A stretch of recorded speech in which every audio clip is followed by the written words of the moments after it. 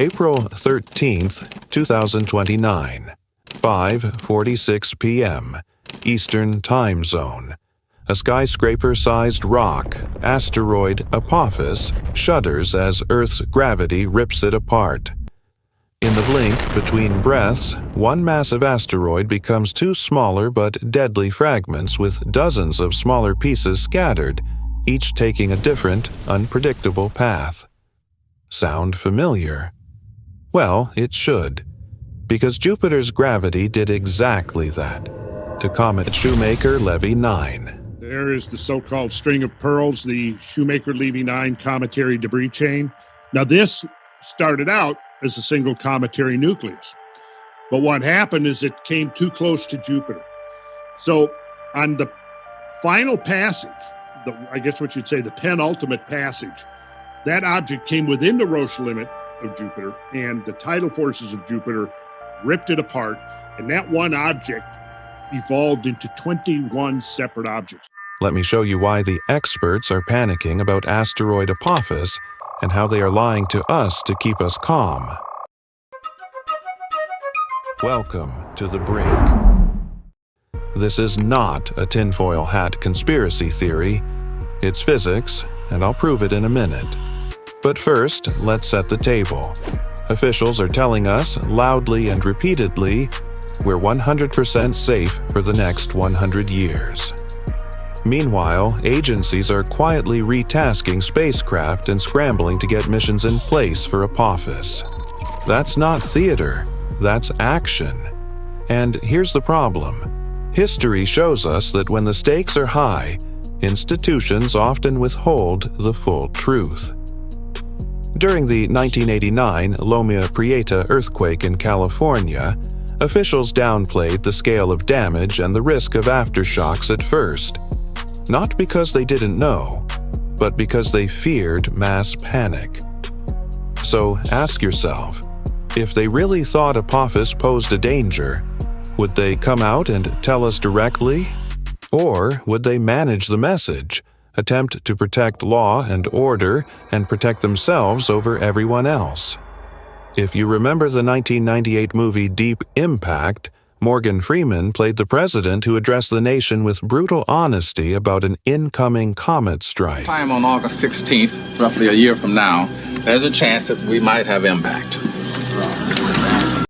That's the Hollywood version, and they portrayed it like that to make the movie more dramatic. And yes, that's what we all hope our leaders would do in the face of disaster. But in the real world, do you honestly believe they'd follow that script?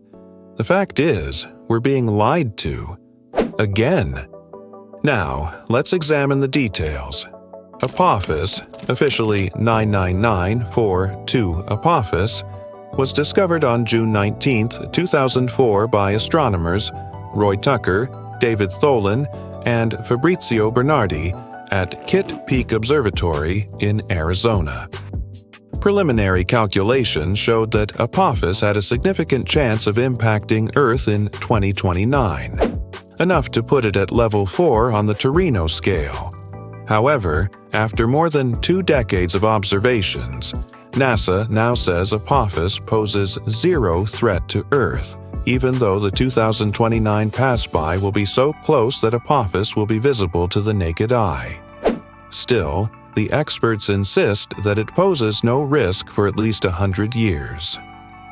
In the same breath, NASA and other space agencies, such as the ESA, JAXA, and even Roscosmos collaborators, are rapidly deploying assets to rendezvous with Apophis in 2029.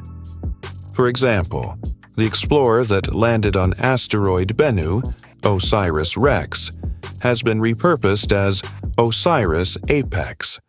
It will rendezvous with Apophis after it passes Earth to study the physical changes that will result from its close encounter with Earth's gravity. Europe's Ramses spacecraft will rendezvous with Apophis before it passes Earth and accompany the asteroid during the flyby to observe how it is warped and changed.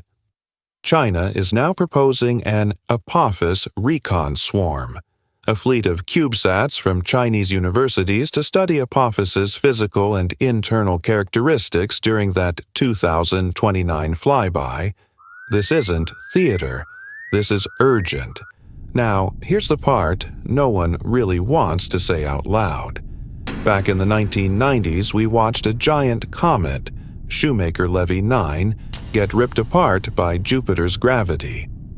The comet got too close, inside what's called Jupiter's Roche limit. That's the invisible line where gravity starts pulling an object apart. The comet broke into 21 pieces, and then, one by one, those pieces slammed into Jupiter in July 1994. The whole world watched it happen live. It wasn't theory anymore. It was proof that space rocks get torn apart when they get too close to planets. Now, scale that down. Earth is smaller than Jupiter, but Apophis will come much closer to Earth than Shoemaker-Levy ever came to Jupiter. Closer than our own satellites, in fact. And if Apophis isn't one solid rock, but more like a loose pile of gravel, like Asteroid Bennu turned out to be, then Earth's gravity could easily tug it apart the same way. We actually learned this from Asteroid Bennu. When NASA's OSIRIS-REx mission sampled it, they discovered Bennu wasn't solid at all. It was porous, fragile like a cosmic beanbag with a bulk density barely over 1 gram per cubic centimeter. In other words, it's more like a pile of sand than a brick. And if Apophis has that same kind of structure, Earth's Roche limit suddenly stretches a lot farther out. Now, let's put real math on this. For Earth, the Roche limit is typically around 11,000 miles from the planet's center, which works out to about 4,000 miles above Earth's surface. But here's the kicker. NASA says Apophis will pass at 18,600 miles above Earth's surface.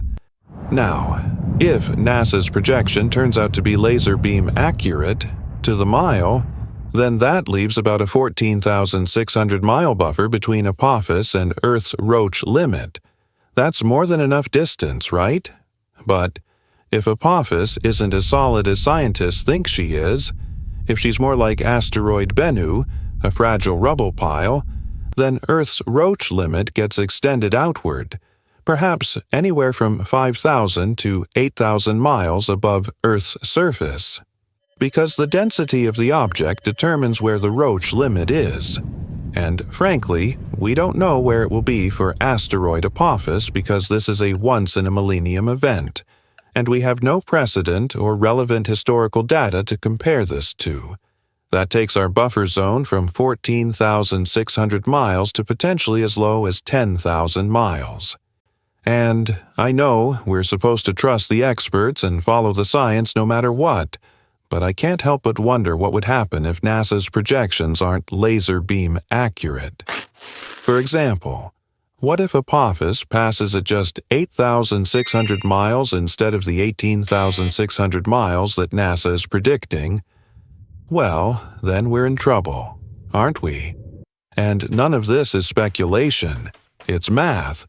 The same math that predicted exactly what happened to Comet Shoemaker-Levy 9 in 1994.